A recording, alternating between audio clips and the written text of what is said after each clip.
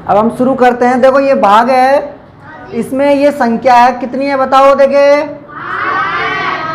8500। इसमें भाग कितने का देना है? अब देखो यहाँ सबसे पहले हम जब भाग देते हैं तो प्रथम संख्या में देते हैं। प्रथम संख्या कौन सी है? अब 7 का भाग 8 में देना है। 7 एकम, नीचे 7 लिख देंगे। जितनी बार भाग जाता है उसको यहाँ पर, कितनी में गया उसको यहाँ पे। 8 में से फिर करनी है बाकी। क्या करनी है? 8 में से 7 गए तो अब ये संख्या तो खत्म। अब अगली संख्या में देना है। अगली संख्या कितनी है? 5। अब इस 5 को यहाँ पे उतारते हैं। उतार दिया। 7 में 7 का भाग देना है 15 में, यानी 7 का पहाड़ा आपको इतनी बार बोलना है कि 15 से ज्यादा ना हो। 7 एकम, 7 दूनी, 7 तिया 21। क्या हो गया? अपन को 2 में ही देना है। 7 दूनी 14। 15 में से 1 गया तो सॉरी 5 में से 4 गए तो 1 में से 1 गया तो अब बचा 1। क्या बचा? अब अगली संख्या कौन है? 0 उतारेंगे। अब ये कितना हो गया? अब 10 में भाग देना है 7 का। 7 एकम, 7 दूनी 2 बढ़ जाएगा क्या? क्योंकि 14 ज्यादा हो गए तो 7 एकम 7। अब बाकी करेंगे। 0 में से 7 जाता है क्या? 1 इससे उधार लेगा तो ये कितना हो जाएगा? 10 में से 7 गए तो 3। अब देखो फिर अगला कौन उतरेगा?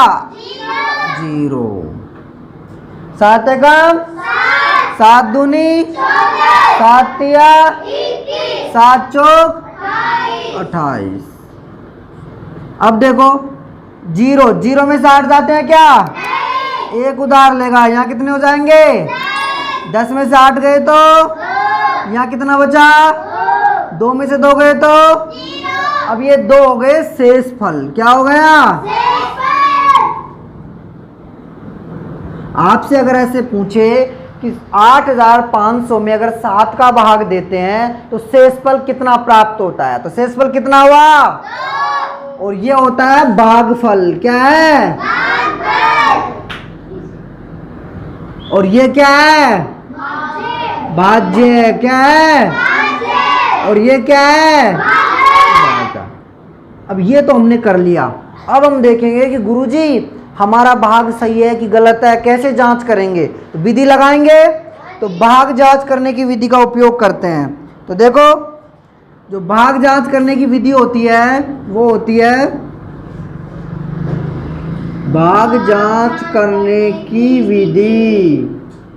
अब देखो विधि या सूत्र होता है, एक सूत्र होता है, वो होता है भाज्य बराबर। भाज्य बराबर बोलो। देखिए सूत्र किस किस को याद है? भाज्य बराबर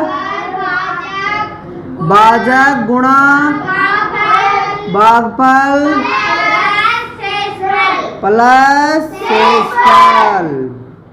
अब देखो ये मान इस सूत्र में रख देंगे। भाज्य कितना है? कहीं पे अपन ने गलत किया है क्या?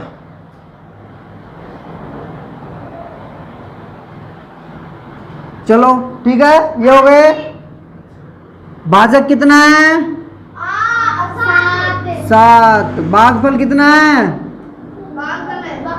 1214। शेषफल कितने हुए? 2।